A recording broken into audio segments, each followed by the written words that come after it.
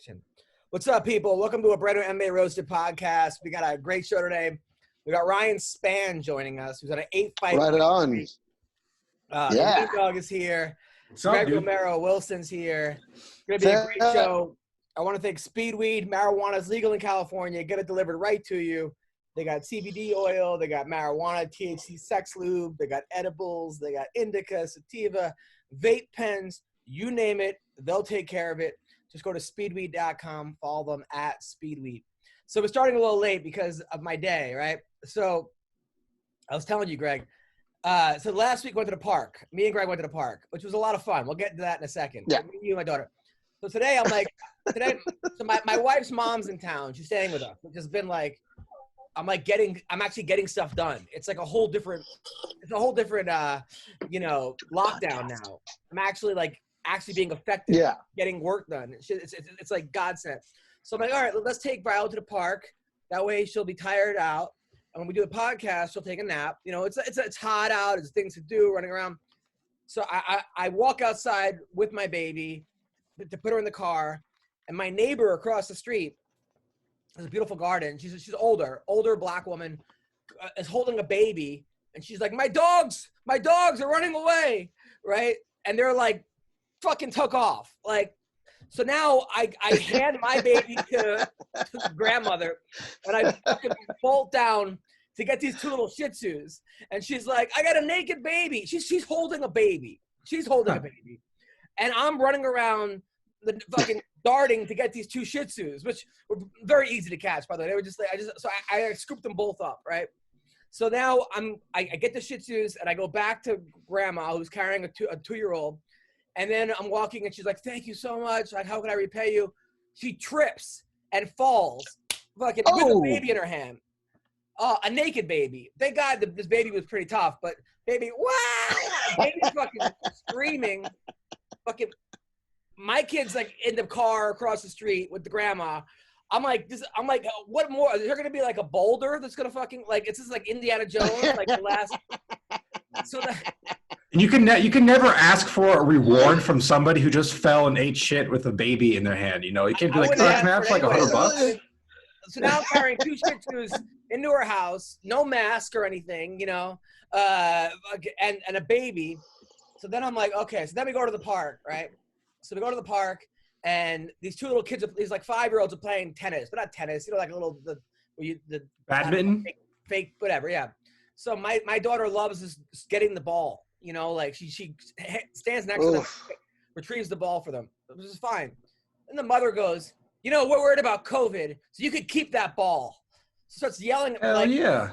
I'm like, okay, all right, like, okay. So then we go to like other side of the. Me and my daughter get banned from that side of the park.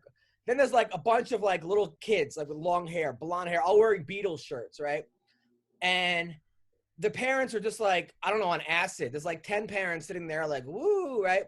So I go over there, and I'm watching my kid try to interact with them. And then this little girl who's like 6 years old comes up to me with her head down and goes, I'm Clementine. I'm like, oh, nice to meet you. I'm 5. I'm like, oh, great. She's like, I have a scooter at home. It used to have training wheels. Like, oh, that's nice, Clementine. So I walk with my kid. Now she's like following me at my hip, a little 5-year-old. Is following me around the park, telling me, I don't know if she has autism, I don't know what the deal is, but she's telling me everything about her. And I'm like, why aren't the parents a little bit like weirded out that there's like I'm a 40-year man with a 5-year-old at my hip telling me her life story. So I'm trying to get away from her kind of, but she just keeps following me. So then I'm like to the parents, like, nice to meet you, Clementine. So thanks for telling me about your scooter and training wheels. And they start laughing. So I scoop up my kid, and we just fucking went back. So that's my date so far. Dude, you got to know that those parents were as glad she was telling it to somebody else for a minute. They saw it the whole time. They're like, yeah, let him hear it for a while. Jesus, give me a break. Really sweet kid, but I was like, I spelled my name C-L-E. I'm like, that's great, Clementine. Listen, if you heard it once, those parents have heard it 300,000 times. And they were just happy to get a 5-minute vacation. Anyway, that was fun going with you last week at the park. That was awesome. Dude, you're hilarious at the park because you point things out to me like I'm your daughter. You're like, look, Greg, turtles. Huh? You see oh, it's a duck, huh? How about that duck? And I'm like, I've seen ducks and turtles, bro. I'm hanging out with you. That's all. The best is when you were like, who does she look more like, you or your daughter? I'm like, you or your wife. I go, when she frowns, my wife. That was hilarious. Dude, but I mean, that's the thing is you're a parent, and when you're a parent, I guess you're used to your kids kind of, you're used to whatever they do, whatever. But me not being a parent, like I'm worried the whole time. Oh, my kids. I'm just like, watch out, whoo, and you're like, yeah, she's fine. I love it. At one time, she's like right up against the edge of the pond, and I'm like, Adam, and he goes, don't worry, I got a quick grasp. Like, I'll snatch her. Like, he's got a superhero snatcher all the time. I was like, hey, listen, if you're used to it, I guess it's different. I'm not used to it, so I'm. Well, part of me was that's like, why I would make a good babysitter. I'm freaked out all the time. Well, I'm like, the worst thing that could happen is she falls in, and that might be the best thing that could happen. And some right, it'll teach her not to do it. She's not gonna hurt herself, really. I hate to say it, but like sometimes that's. Well, that's the difference between the dad and the mom. The dad's gonna let that happen, the mom isn't. So, and that's how the kid learns. So. That's the difference, So, Joe, how are you doing? I'm good, dude. I'm back on my YouTube channel, Weendawg TV, making videos. So go check out the most recent videos I put on there. Other than that, I'm having a good quarantine. It's relaxing, and on the verge. And you're still with the brain injury girl, right? Yes, I am. That's my girlfriend for almost 2.5 years now. So things are good wild, with her too. Man. I mean, what a journey we went on with that in the very beginning with the what was it, anal before virginity or something? Oh, yeah. So many weird, it's all. I'm surprised you remember. I don't even remember that. So I'm surprised that stuck in your head, not mine. Because I can't believe she's still like. Because for me, it was that, and then now, like I missed all the in between. Yeah, I mean, if you go back to like the first time I was on this podcast, there's been a very, very visual evolution of me, being 18 years old and going on Tinder and all these different apps, just having crazy encounters with these dirty freaks in Los Angeles, to now where I'm I'm like a grown man now. I have like my own apartment, in Los Angeles. You became a Republican? First of all, your dad moved out and he still pays the rent. I'm not really sure that's your own apartment. That's just the next big hurdle I have to hop to, is me paying for myself and everything. Dude, don't stick with that deal as long as possible. Where do you know how hard it is to afford an apartment when you're free in Los Angeles when you're 22 years old like me? I'm actually 24. During a quarantine with stick with this deal as long as humanly possible. Yes. Exactly. All right, so you'll have to pay for rent the whole rest of your life. Where'd your dad go? I look forward to it. Let's talk about some MMA. First of all, so Tito Ortiz now wants to become a cop. He says that he's going to be a police officer. I said it'll be the first time he beats anyone under the age of 40. I mean, I don't know, man. I think he'd be a great cop for some reason. He's that's his whole take out of this whole thing. He's very, pro-Trump, Republican. But that would be a scary fucking cop. Can you imagine like Tito pulls you over? I was gonna say, I think he's the cop they're protesting. I think that's exactly who they're trying to stop from becoming cops, or people who just want a legal reason to whoop ass. That's the problem. No wonder, of course, he's like, I love that that's his lesson out of all this. That's what he saw in all this. He's like, so from what I can tell, they're going to be weeding out a lot of these guys. They're going to need some new ones. Oh my God. That's his whole takeaway. He goes, that's his takeaway. He goes, cops are getting a bad rap. I got to stick up for the cops. I'm going to become one of them. That's his whole thing. So Tito's now going to be a cop. It's a respectable decision, but at the same time, he's like 60 years old. Normally, you don't start a very physical and dangerous job when you're 60, dude. Somebody said that his riot hat won't fit because that's how big his hat is. It's gonna look like a little beret.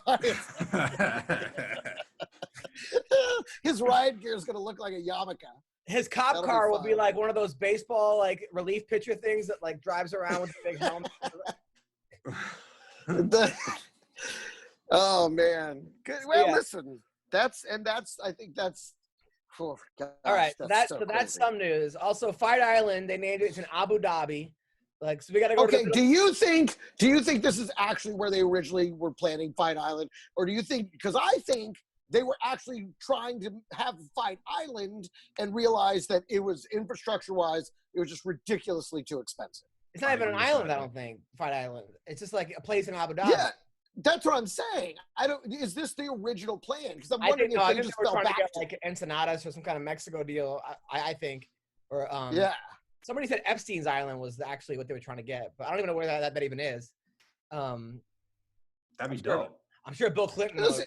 But yeah, so Fight Island in Abu Dhabi. So we have to go to the Middle East now to peacefully fight. That's how fucked up the world is right now.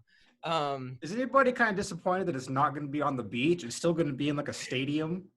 I thought it was going to be on the freaking beach, dude. Dude, exactly. That's what I think the vision for Fight Island was. And I think when they really did the math on the logistics and the expense and the insurance, because what happens if somebody gets seriously injured on Fight Island and they don't have the medical equipment to handle the situation? You know what I mean? And considering their sport, this is highly likely. Yeah. So I think when they started to add those things up, that now you're talking about, an emergency 4-hour helicopter, I think those things were probably the kind of things that probably doomed the concept. Right. Another fight that got announced was Darren Till versus what's his name? Robert Whittaker. That's a good fight. I like Whittaker though. That's a good fight. I like those names. I think Whittaker is a different level. I like Darren Till, but I think Darren Till's one of those guys that got knocked out 3 times in a row. Then he goes out and beats Kelvin Gastelum, and everyone's like, he's back. But I mean, look, I love Kelvin Gastelum. I still think he's a 170 pounder, not a 185 pounder. And he didn't knock out Kelvin Gastelum. He beat him. But but he's also really funny on Instagram and Twitter. He talks about tons of shit, yada yada. He's an entertaining guy. But I don't know. I think Whittaker just had a really bad fight against Israel. And I'm not counting out Whittaker yet. I mean, look how good he was doing before that. He was beating everybody and beating everyone bad. People are so quick to jump off a bandwagon or on a bandwagon based on one fight. For me, it takes a couple fights. I mean, like 2, 3, and then I'm like, all right, I'm sold on this guy. Even O'Malley, I was sold on O'Malley, but now I'm really starting to get sold on O'Malley. So let's talk about the fights over the weekend. So we got dude, that undercard started out hot, man. Oh my God, it was 3 in a row. It was, and Dana White says it's not because of the smaller cage. It is because of the smaller cage. Totally, it is because of the smaller cage. Absolutely, that 5 feet is such a. I can't even believe they're counting these on the professional record. How can you count fights that were not fought in the traditional octagon? This doesn't make any sense to me. Make them even smaller. I know, dude. Doesn't a smaller cage benefit wrestlers or strikers more? I think strikers, it forces you into range faster. I mean, based on the fact that everyone's getting knocked out, I would say strikers, right? Yeah. So, all right. But first of all, let's talk about the main event. Calvillo versus Jessica I. People were really upset about this. And I'm like, you know what? Come on. It sucked. We have fights every week. It didn't suck. I think it just, the other fights were that good. I mean, Calvillo looked good. I didn't look terrible. I could have looked better. The wrestling made a huge difference. And, look, I even said that Calvillo became a fighter because her boyfriend cheated on her. She went to the gym to lose weight, and now she's #1 in the world. Let's give that's the MMA roasted angle, right? Let's give the boyfriend some credit, all right? He's not cheating. He's motivating you. That's who she should have thanked. She should have thanked that guy. If she would have been like, if she would have said, listen, thank you, whatever, Jorge, for fucking cheating on me. But it's also funny that she's living with her parents now. I wanted to make so many Mexican jokes about that, how they just never leave the house. But she's living with her parents. Isn't that funny to you? No? Well, she moved back, didn't she? She moved back in with her parents and then won against the #1 contender. So clearly, much like Weendawg, not having to worry about paying rent is the key to productivity. Exactly, dude.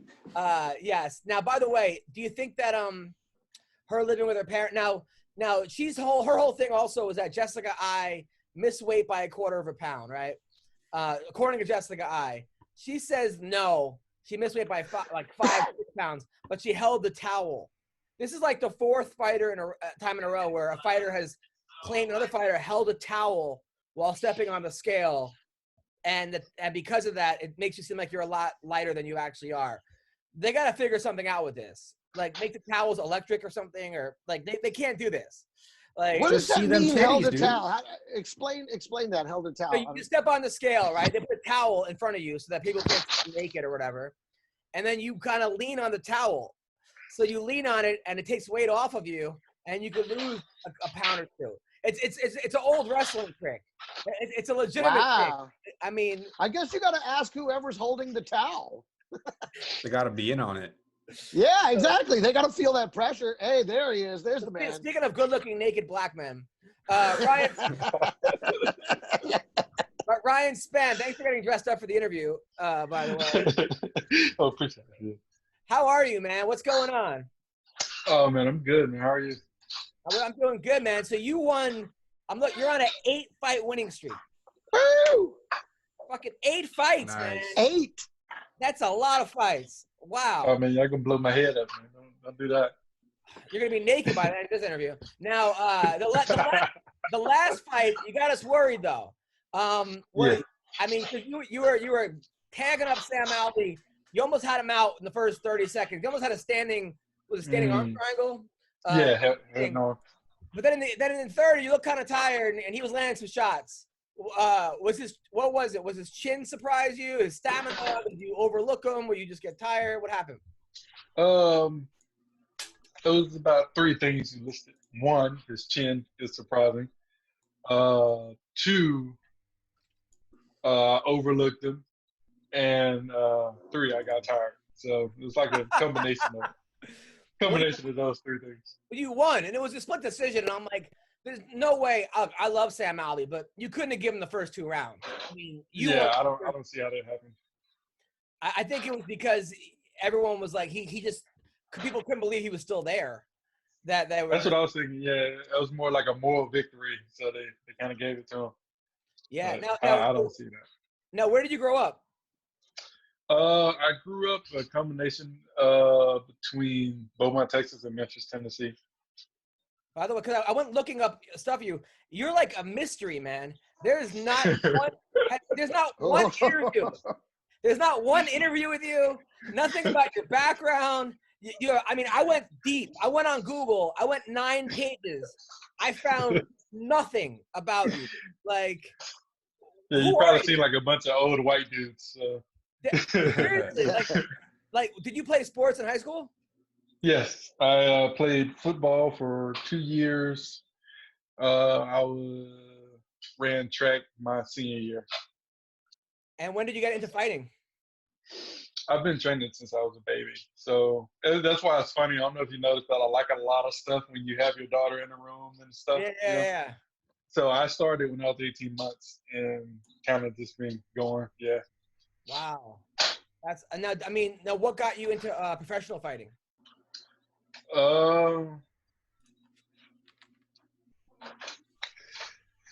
Let's see. What did start it? I don't know.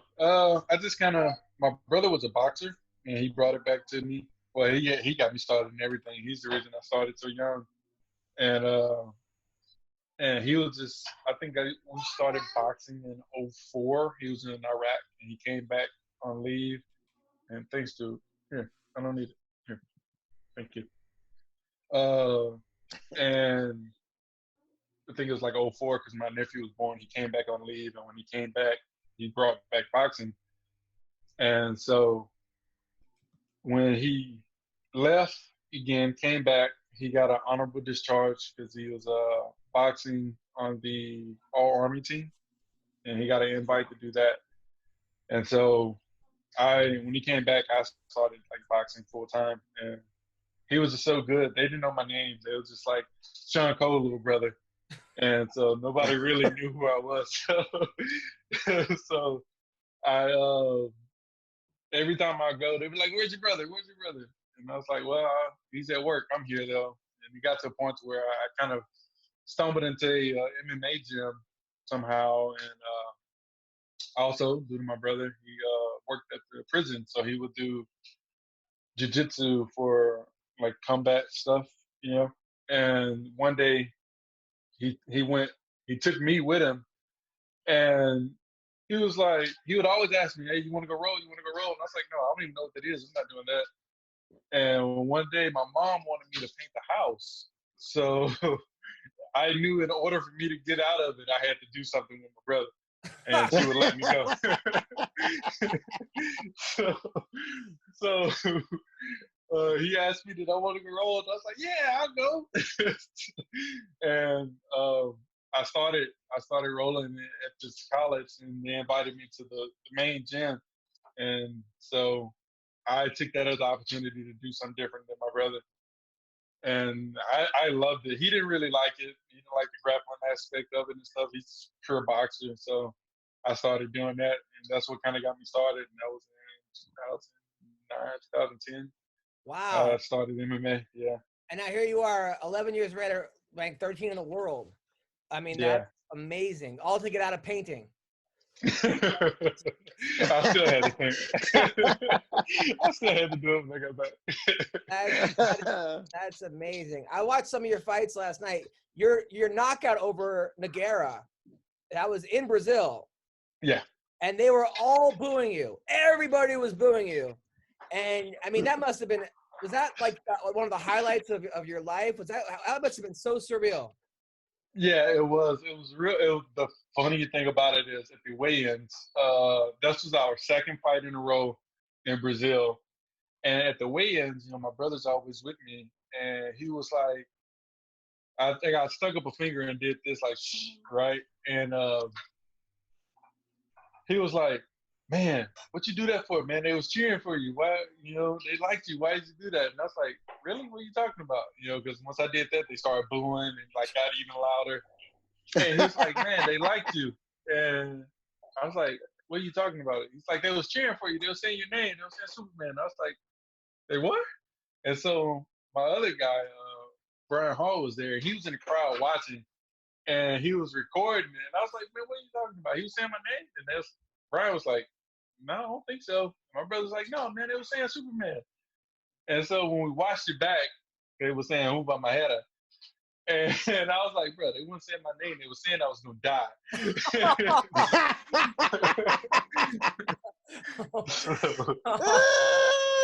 That is hilarious. I mean, so many of your fights, man. By the way, one of your fights I watched against Alex Nicholson.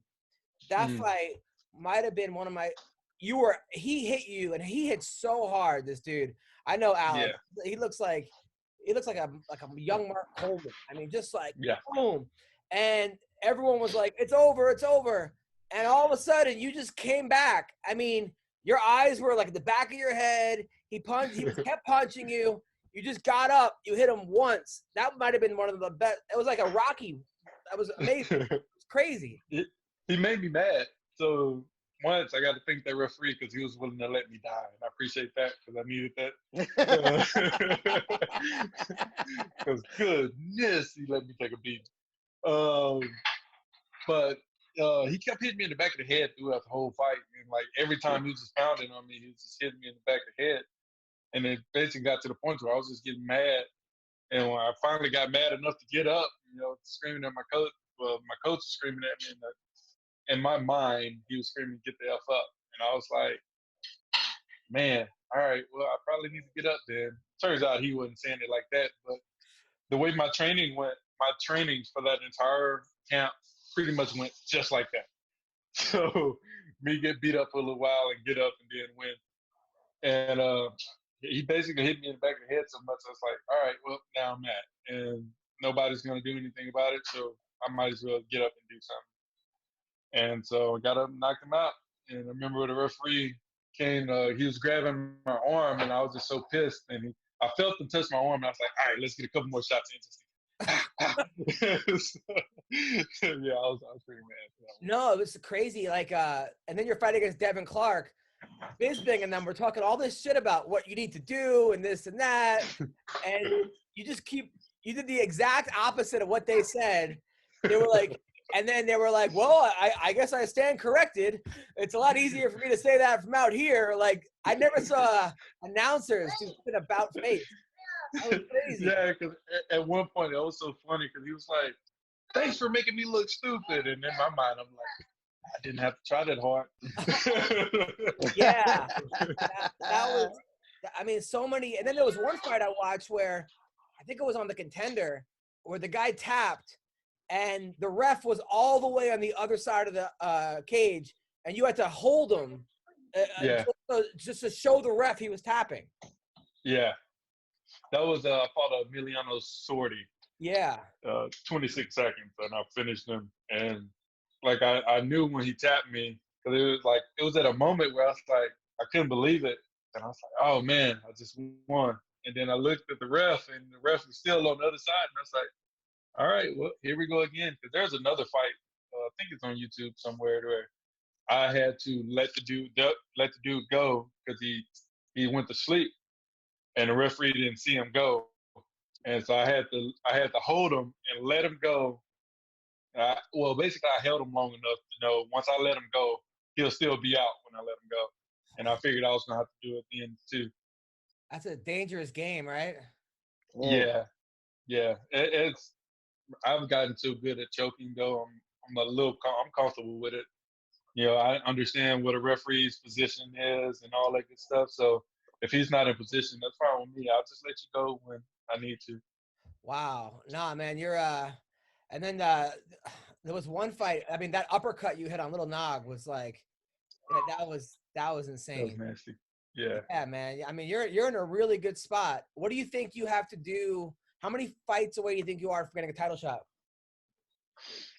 I would like to be like 2 well-placed fights. Uh, if I continue to fight up, it'll be 2. I think if I could fight between 10 and 5, and then between 5 and 1, I'll be in title fight, my 3rd fight. We've already tried to fight 2 ranked guys, and they didn't want to fight. So I'm not sure what's going to be the next move. Man, I think you're also really nice. You think maybe if you become like a big Trump supporter or something, or I get shot. I'm black, man. I can't do that. is there like an angle we can go at, like just start putting up dick pics or something, or is something we can do? I seen the move Kobe tried to make, and he got hit with a boomerang. I don't think they hit me with a boomerang. They hit me with a bullet. Yeah, that's a good point. Who do you like, by the way, between Gilbert Burns and Usman? Ooh. Man, so I like them both, man. But I'm a teammate of Usman's brother, so I'm gonna have to go Usman. Yeah. It's gonna be a good fight. And then didn't Joe, isn't Gaethje fighting? Didn't they say Gaethje's fighting soon? Well, I think he'll be fighting Khabib. That's not going to be for a while, I don't think. Yeah, I think that'll be like September or something, maybe. Who do you think wins that fight? Oh man, that's another pick'em fight. If it's gonna be a finish, I think if it's gonna be a knockout, of course, it's gonna be Justin. A submission, it can go either way. I think a decision would be Khabib. Yeah, that sounds about right. Sounds right. What are your thoughts about all these fighters now going on strike, or at least Masvidal, John Jones, and Conor? Is that good? Are you like, good, get out of here, more fights for me, or like, yeah, we need to make more money? Like, what are your thoughts on this? Oh, I'm always down to make more money. The only thing I don't like about the Jonathan, I keep wanting to call him Jonathan. I said I was going to do that once I fight for the title. But the thing about John is he said something along the lines of he was going to vacate his title and all that. I'm not a big proponent of that. One, I'm still low-key a fan of his fighting, not so much of the stuff outside. But yeah. Yeah. But you're not a fan of cocaine? Okay. No, man, I tried it, man. It didn't do me. It's like it had my nose itchy. But, that's the ride. That's the fun part. But the only thing I don't like about him not fighting is the fact that it'll break up the lineage of the title. Right. And like, I don't care who have it when I get there. I'm taking it. But the lineage is the thing that I want. So hopefully that don't happen. Stipe DC3, who wins this one? I want DC to win. Purely one as a fan, I like DC, and I want him to finish on top. I'm a fan of greatness, man, and I want him to leave like on top. You haven't seen that too often, so I would like to know that somebody can do it. So when I get to that point, that like, hey, DC did it, or somebody else, GSP did it, I'm gonna do it. Type. So as a fan of greatness, I want him to win. You're still a huge mystery to me, man. Like how you have no wrestling background, no jiu-jitsu background. You became a fighter because you wanted to get on a painting, and now you're number 13 in the world. I like something's missing here. Like what am I missing? Did you play any combat sports at all before the age of 20? Any what? Combat sports before the age of 20, 21? Everything. I didn't compete. I just trained for a very long time. Like I couldn't afford to do the boxing. I couldn't afford like the book and all that stuff. And so I never really got to compete. Like even when we was in Taekwondo and karate and stuff, I couldn't afford to go to tournaments and stuff. My brother went, but only one of us could afford to go. He was older. So plus he had help, like sponsor people that basically took him and stuff. So I never got to compete, but I just been training all my life. So I don't know. It's weird. I started wrestling around 2021. That's amazing. And one of my mentors is he wrestled in college, and that's kind of where we got started. He was like 43, 42, having like his first amateur fight or something. And he came in, and he was also like a doctor. So he came in and just messed me up. And I was like, kind of fell in love with wrestling. And I think that was like the last one, but I did everything. I did karate, taekwondo, judo, aikido, boxing. And I added jiu-jitsu at like 18 when I went to the college thing, and then went to MMA and then wrestling. So Greg, you're from Texas too. You're from El Paso. How rough of an area is Beaumont, where he's from? Beaumont? Yeah. Well, it's Beaumont's one of those in the Rio Grande Valley, or is that on the water? No, so Beaumont is like basically southeast Texas. It's about, I actually fought in the Rio Grande Valley. It's about 6 or 7 hour drive away. Oh, okay. Yeah, closer to south. Is it over near? To the border. Is it over near Corpus Christi or something like that? Nope. I think Corpus Christi is it's closer to Houston. It's okay. It's closer to Houston. Yeah. All right. Yeah. It's like east. I think east of Houston. Like 80-something out east. By the way, there's nothing there. Your team is a bunch of awesome fighters right now. It's you, Black Beast, right? No. He's in Houston, so I'm in Dallas. So we have. And Dallas is where I actually grew up. I grew up in the Dallas area, and so I actually graduated. Well, I went to high school in Plano, and so okay. Yeah, that's about an hour. Yeah. Oh yeah, where are you at? What part of Dallas are you in? East Dallas. Oh, okay. Yeah, I live in East Dallas. Yeah. So who are some of the guys that you're training with? We have Alonzo Minifield, Kennedy, and Zechico, which are us three are in light heavyweight. Then we have Jeff Neal, Uriah Hall, Macy, Shason, Shasson. Depends on where you are. Diego Pejeda. Wow. I love Alonzo, man. What a good dude. Man, I love Alonzo. What a crazy story too, man.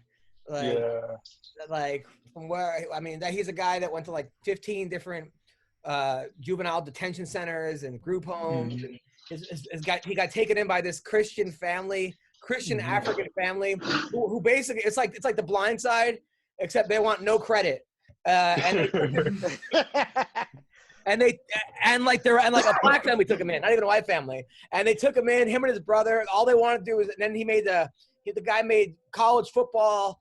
Now he's awesome. He's got a hot wife. He's got great kids. He's like, same with you, man. Your wife is smoking hot too. Good for you, Ryan. Appreciate. No problem.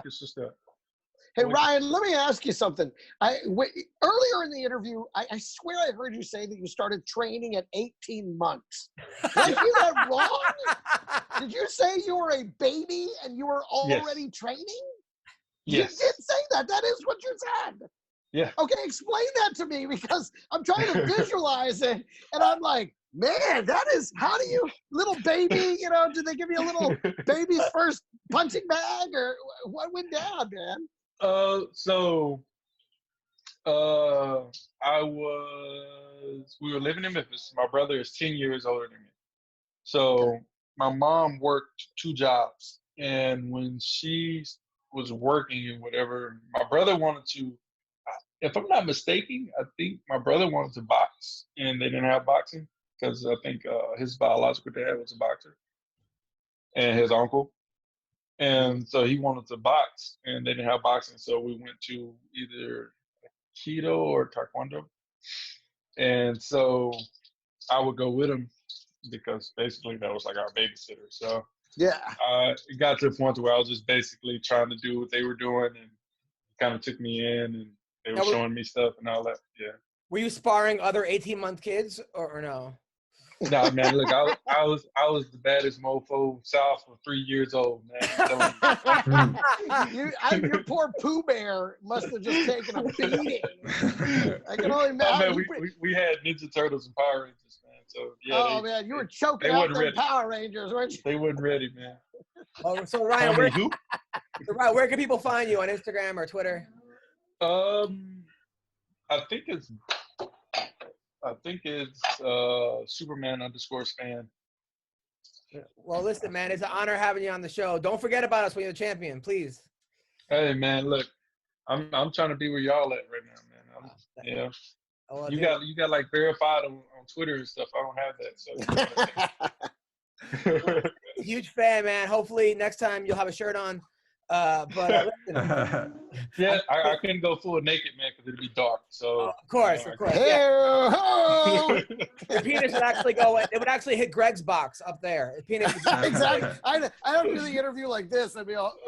Hey, just don't make eye contact. We're good. No eye contact. Thanks so much, Ryan. Take care, man. All right, thank you. Appreciate it. Take care, brother. Peace out. See you guys.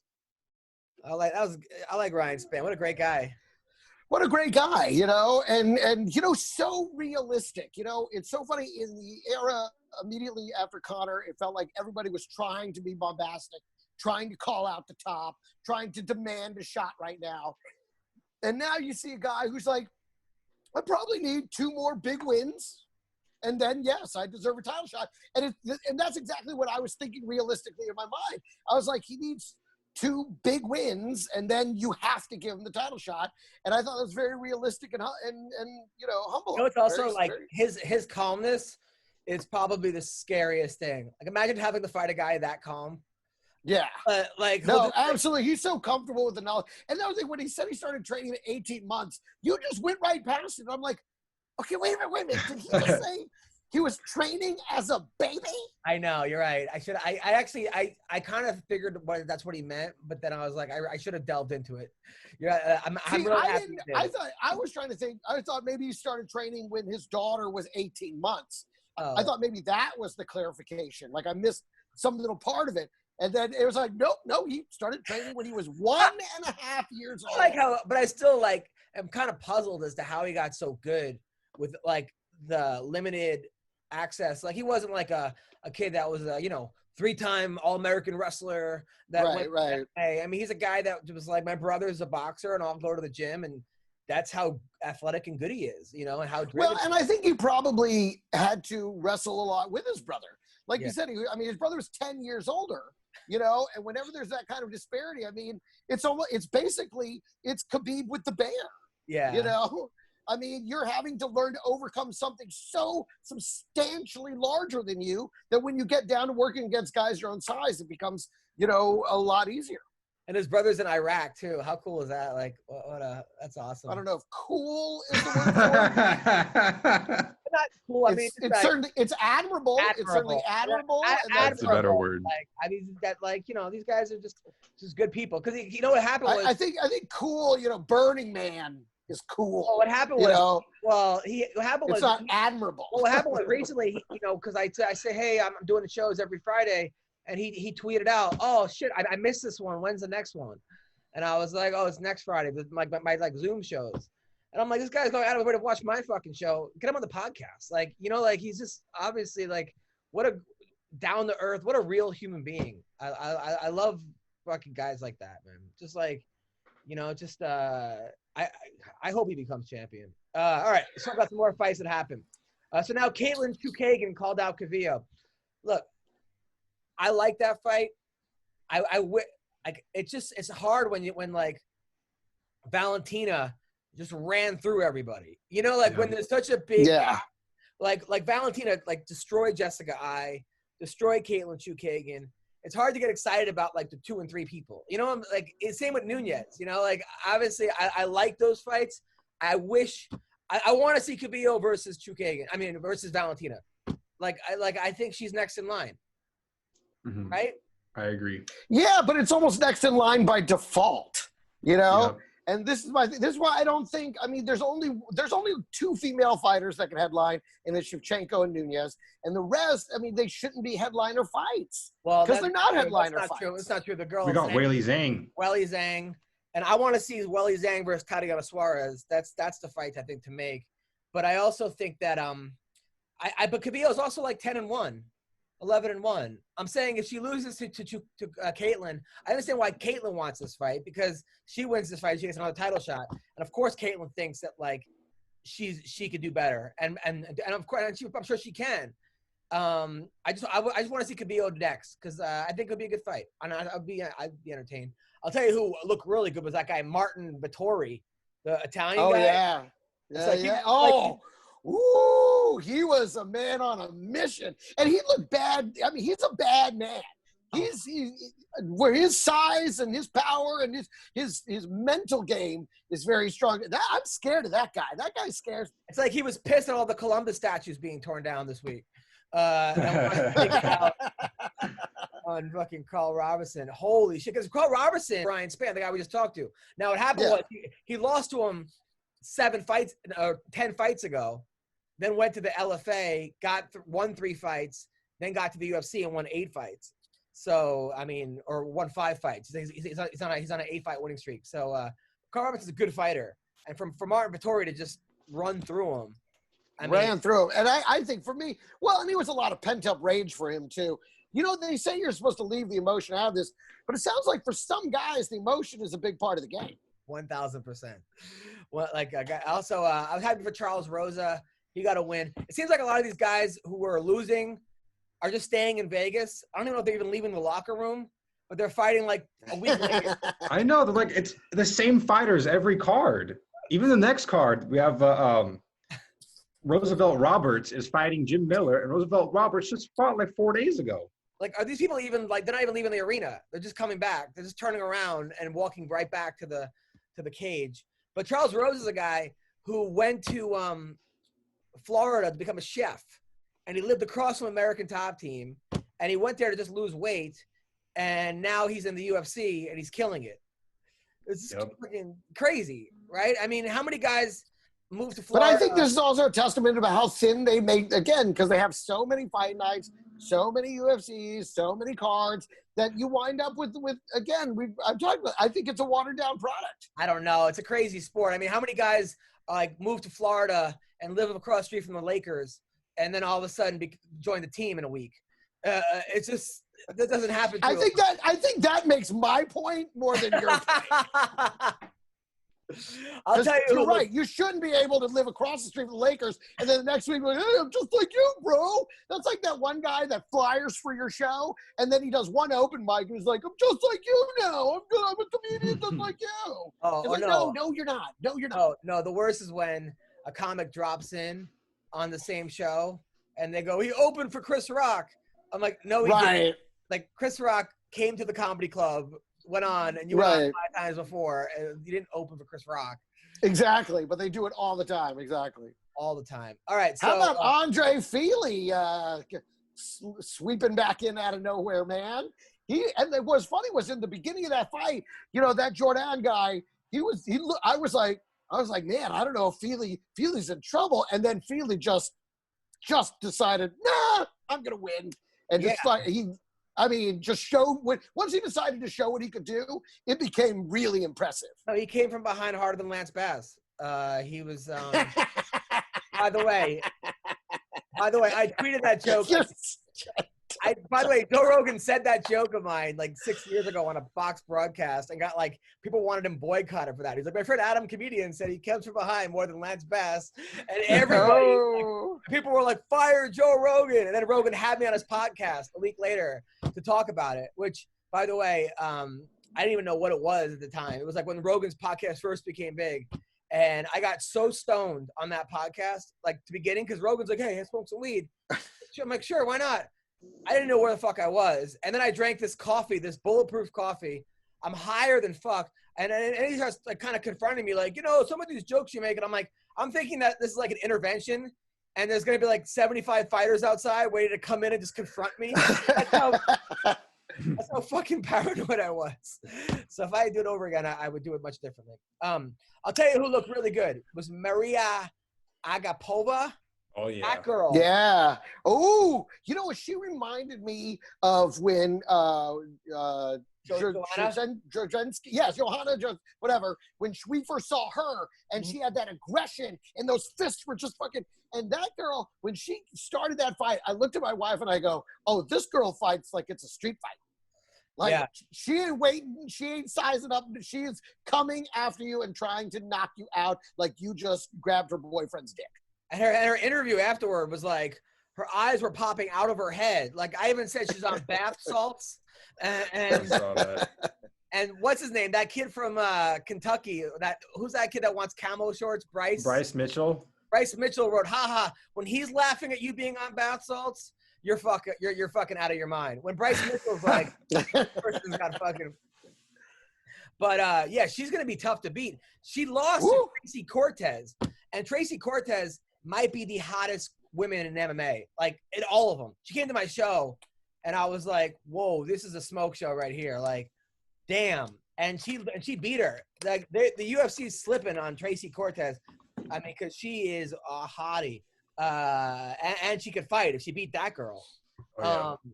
And I'll tell you who looked also good was Merab. Wait a minute, Cortez beat Mazzani? No, you beat Agapova. Yeah, the girl. Yeah, she beat her like four fights ago on Dana White's Contender Series. Wow. And Agapova, right. And Cortez lost her first fight and won like 9 in a row. And she's smoking hot, Greg. I mean, like in person too. A lot of times you see him in person and just women in general, and you're like, oh, hotter on paper kind of thing. Mm-hmm. Not the case here. I'll tell you who looked good was Merab Dishalibi. I knew Gustavo Lopez when he was roommates with Misha Tate, actually. Whoa. She was like renting the house to them and had a bunch of fighters living there. He was a good kid, really nice guy. And this guy has insane wrestling. I mean, insane wrestling. He has that Khabib strength. And he wants to fight O'Malley next. And that's a tough fight for O'Malley. Yeah, I would not take that fight. I was going to say, that's one of those styles makes fights kind of scenes. I want to see it. I mean, look, I would love to see that fight because O'Malley's stand-up and striking is insane. And this dude's wrestling is insane. And it's one of those, like, UFC 1 matchups of what's going to win. But if I was the UFC, they have a star in O'Malley, and they have a potential star in this kid.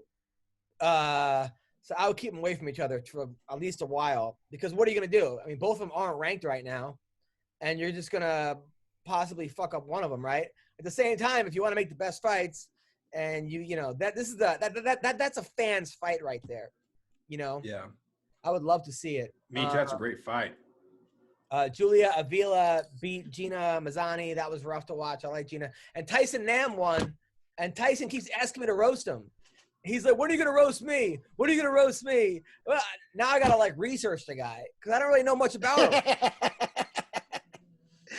Well, he's got, didn't he have that, like, up and down record? What's his? Yeah, he was on, like, a 3-fight losing streak, and I was going to put can't lose them all or something, You should have done that then. I know. But again, this is a guy, this Adushev, I know he's got some big record as a kickboxer or whatever, and I know he took it on short notice. But again, it speaks to, how thin, there isn't somebody that's at least in fight shape that they could find for this. I mean, this guy, he didn't look good, and then it wound up going exactly like it looked. You know, I was hoping you would come out and surprise me and be like, wow, this guy still got it. And even Nam was worried about how bad he knocked him out. Nam was like crying. And like, he was like, please wake up. Please don't be dead. Please don't be dead. He's come a long way since winning Last Comic Standing the first season. And he's funnier. Yeah, way funny. Poor Dad. All right, so this week. Dad's a nice guy. Dad's a nice guy. That's a nice guy. But being a nice guy is like telling someone, you know, a girl's got a great personality. Hey, is she hot? Or I think she's hot. Or I think she's pretty. When you ask a girl if her friend's hot and she says, I think she's pretty, it's not good. It's not good. That is not, yeah, that's never good, yeah. The world does not think she's pretty. I dated a girl like that once, and her friend was coming from France, and she wanted to hook her up with my roommate. I was like, is she hot? And she was like, I think she is beautiful. And I was like, and this girl, like, okay, a caricature of a witch if you took the makeup off. Oh. It was so bad. It was just like, I mean, literally like, to where you were like, you don't even think she's, come on, you liar. Of course not. Of course. You don't think that. It's like, she may be a great person. She was a great person. Totally cool. But I mean, come on. Not even you think this is not like the original. Not that I'm any prize either, but hopefully nobody has ever tried to sell me anybody going, he's short and he's fat, but I think he's handsome. What's it called on Instagram when you like, when or on Twitter, when you like say something that you're kind of like, say something really positive because you want to shame other people, basically. You're just virtue signaling. Yeah. Those are like the original virtual signalers. I think she's hot because, you know, like, because you want to make it seem like you think she's hot, but you know. Anyway, so this week I just hate terms like, what was that? Virtue signaling? Yeah. It's when you post a black square on Instagram to let everybody know you. I'll go as far as humble brag. But that's it, you know. You hate the actual term, or you hate people that do it, though? No, I'm fine with the term because I think it accurately describes what people are doing. Yeah. Virtue signaling is just like some fake clinical term to make something sound better than it is. No, the worst is when I'll make a joke that has nothing to do with, like, I said, like the Tito Ortiz joke. I said Tito Ortiz wants to be a cop. It'll be the first time to beat someone under the age of 40 in 10 years, right? That was a joke I made. Right. I was like, I don't find jokes about police brutality funny. I'm like, okay. Do I have to explain to you that the joke's about Tito Ortiz beating people? Because if I have to do that, now it's not fun anymore. And then eventually, if I keep explaining it, there might be a hole in my explanation that you could jump on that. And it's just it's a well. It never ends. So it's like, it's enough. I fucking hate it. While I fundamentally agree with you, timing is everything. And now is the best time. You can't say. I'm just saying you have to expect that because it's a hot button issue right now. But Greg, you have to understand it's never going to be like, okay, now it's okay to tell jokes. They're just going to find another hot topic issue to tell jokes. It's censorship. I'm just saying you should have expected it. Yeah, probably. I just can't. I hate when people can't. When people go, oh, that topic is off limits. No, listen. No. I wasn't saying that at all. As I said, I fundamentally agree with you. Yeah. I'm just saying timing being what it is, that's very predictable. I get it. But like, look, when Kobe died, I was not going to rush to the fucking Twitter and make a Kobe joke. You know, like I'm not going to do it. You have to look at your audience. Who's going to laugh, blah, blah, blah. At the same time, and that's what I'm saying. Timing sometimes.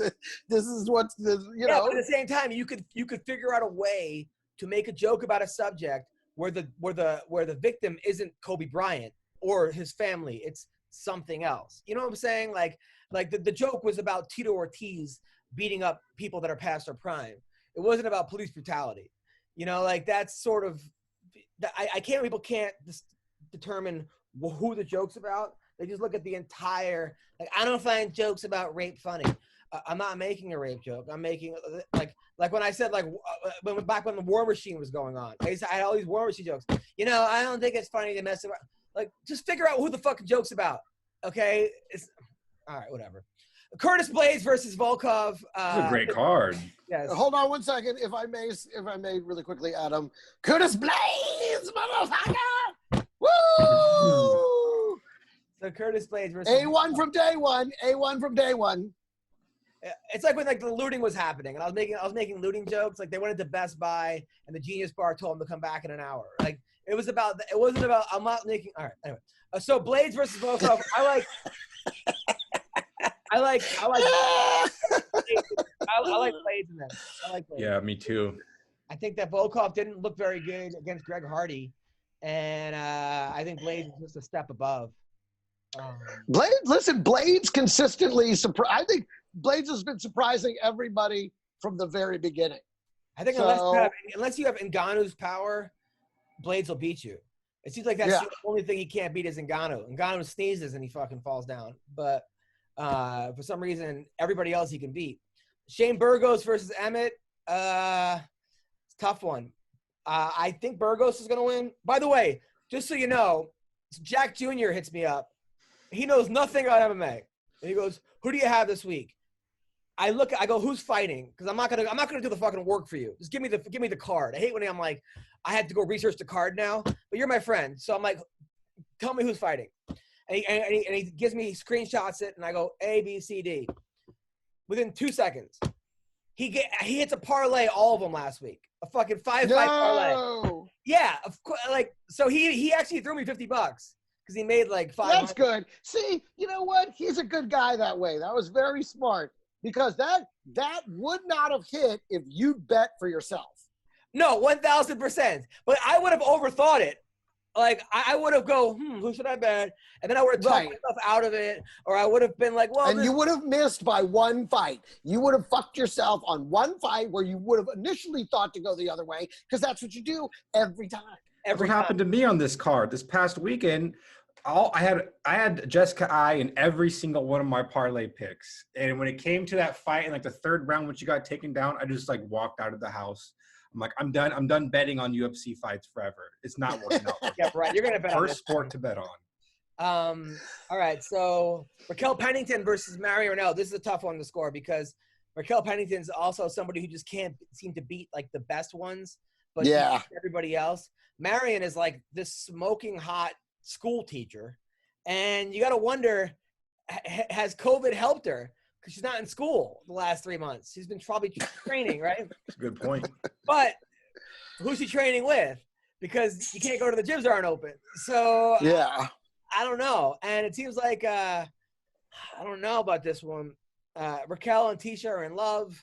Seems like the love has been taken over there. I don't know. This is a tough one. It's a tough one because like Marion Reneau, I would not have thought would have beaten Sarah McMahon. 10 out of 10, I'm like, and she did, and she wins these close ones. Yeah. This is a tough fight to score. I got Marion by submission. Really? See, that's what I would think. For me, I want Raquel Pennington to win, but I think Marion Reneau is the one that's going to win, and I think it's going to be by submission. I think she's going to brawl her. I think she's going to, I don't know. But no one's ever submitted Raquel Pennington. She never submits. She's just fucking. So how is that going to work? She just got submitted. Let me see her record. I don't think she's ever been submitted. I don't think she's ever been submitted. Doesn't mean it can't happen. Of course, that doesn't mean it can't happen. But I'm just saying it's not like she puts herself in those situations. She's a straight up striker, brawler. Did she peak with Miesha Tate? I don't know. I remember she beat Miesha. That was a big win for her. Yeah. And then when she fought on Nunes, she hung in there.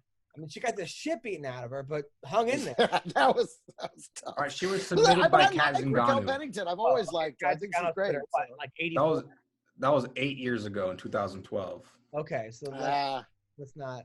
I think I remember that fight. Lyman Good versus Bilal Muhammad. Lyman Good came to my show in New Jersey. Talk about like a man's man. He's like straight, like looks like he's like just ripped, tan, had like a leather jacket, smoking hot wife, just had like an entourage. Just like he's like the guy that I always wanted to be. Yeah, that's what I'm thinking right now. I'm like, I want to be that man. Giant, thick beard, beautiful hair. He had COVID, and like just got rid of it somehow. Like I don't even think he even went to the doctor. He had coronavirus, but Bilal I'll tell you how he got rid of it. He got rid of it by going this. That's what Squeeze really hard and flex. He just shot it out of his muscles. But Bilal Muhammad keeps getting better, and he's funny as shit, by the way. There's a guy whose father, who's hit the riots, hit his dad's store. His dad's an immigrant, came here, opened up a store in Chicago. They looted the fuck out of it. This dude, I mean, talk about like. How is that funny? Awful. Not funny at all. Because you're like, okay, the setup was very bad there. He goes, no, he's a super funny guy. His dad has this show. No, yeah, you're right. Got looted the shit out of him. Like, wait a minute, where is this adding up to him being? Welcome to my life, dude. I just have random facts in my head, and they all count. No, ADHD. I thought he had posted some hilarious joke on Twitter about. He does. He always posts fun shit. He has a really funny Tony Ferguson workout program that he posted where he does everything wrong. It's like the bench press. Like he goes to the bench press and starts going under it and over it, and like handstands on it, like the dumbest shit you've ever seen. Like that's hilarious. And he was a law student. The guy went to law school. I think he's from Palestine. His parents all want him to be like. They hate the fact that he's a fighter. Bilal's the real deal. This is gonna be a good fight. Both these guys are like legit studs. Just fucking tough guys, man. That's gonna be a good fight. Jim Miller versus Roosevelt Roberts. I like Roosevelt in this fight. He looked amazing his last fight. Jim Miller is getting up there, and I like Jim Miller. But another one, Bobby Green versus Clay Guida. Oh wow! What? See, come on. What? Come on, Clay. Oh my God! Come on, I love Clay Guida. Clay Guida's gonna run to fight. I love him too. I'm worried about his health. I mean, come on. The guy's been fighting, since pre 9/11. Dude, this guy has wins over Nate Diaz. He has wins over Rafael Dos Anjos. He's gonna win over Anthony Pettis. 3 Hall of Famers he has wins over Clay Guida.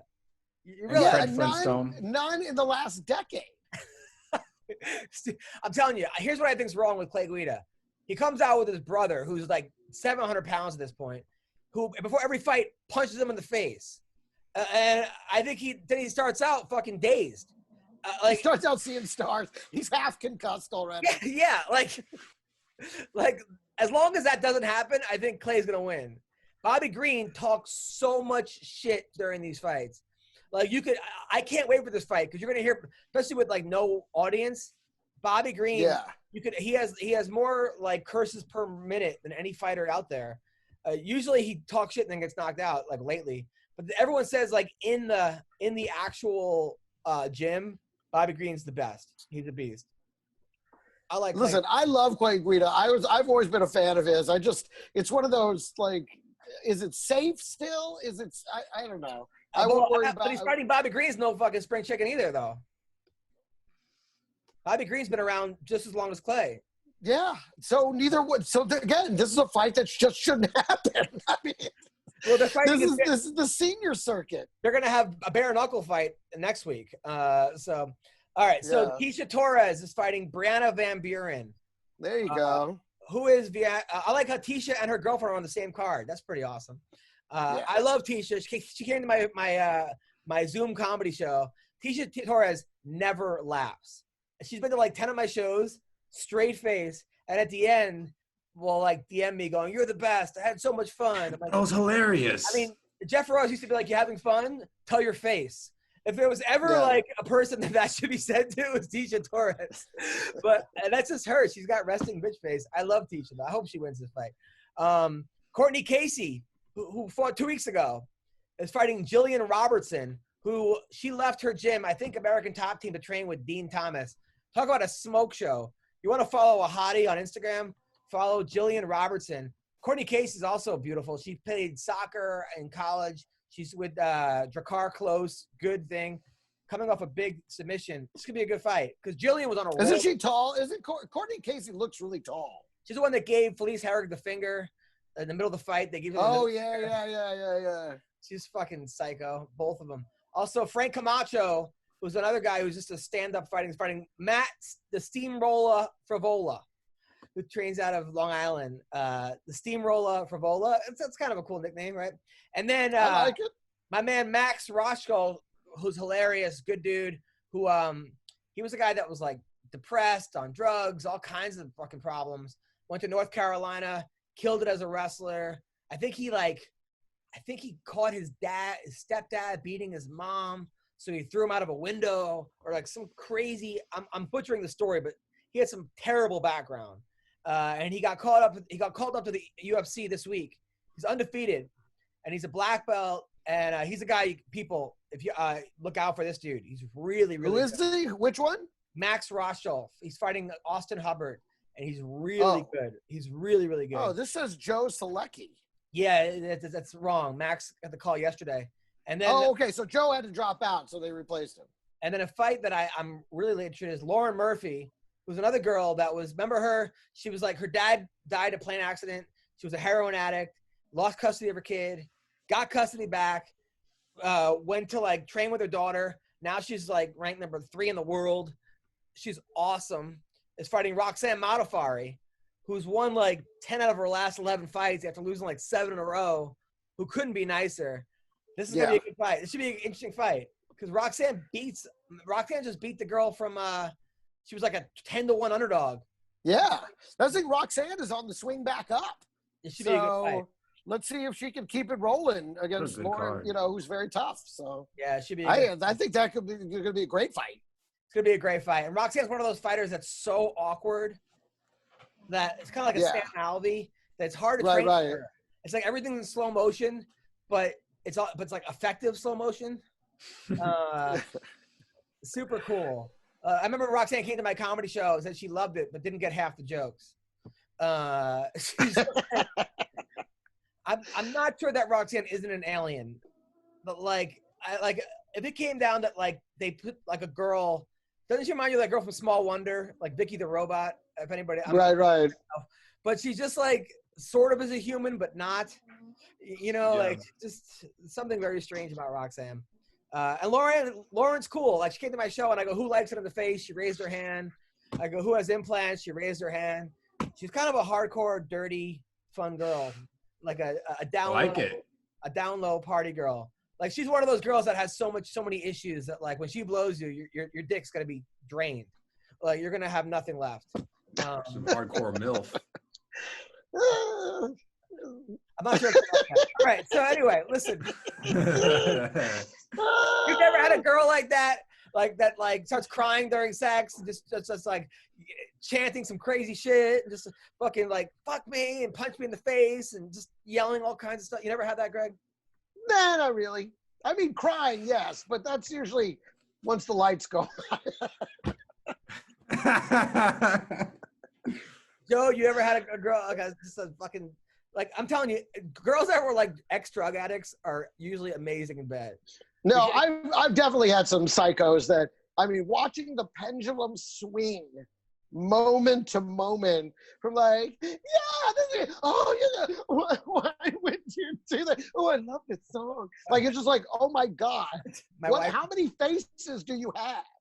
My wife walked in just now, I think, on that last comment I made. I love you, babe. Everybody including my mom, really appreciates your mom's trying to sleep and you're hearing about the ex-drug addicts? Yeah. Sorry. Yelling about people being really good in bed really is super fun. Okay. During my work calls. All right. I love you. All right. That went well. Okay. Well, I got to go. All right. So listen, well, that's our podcast. Listen, well, we're winding down, I think, anyway. I think it's a good place to stop. Yes. Yep. Adam, have a good day. My wife's on her Zoom calls and I'm yelling, women that are drug addicts are great in bed. Yeah. Anyway. I'll tell you. Thank you, Ryan Spann. Thanks, Weendawg. Thank you, Greg. I'll see you guys soon. Peace. Take care. Talk to you later, brother.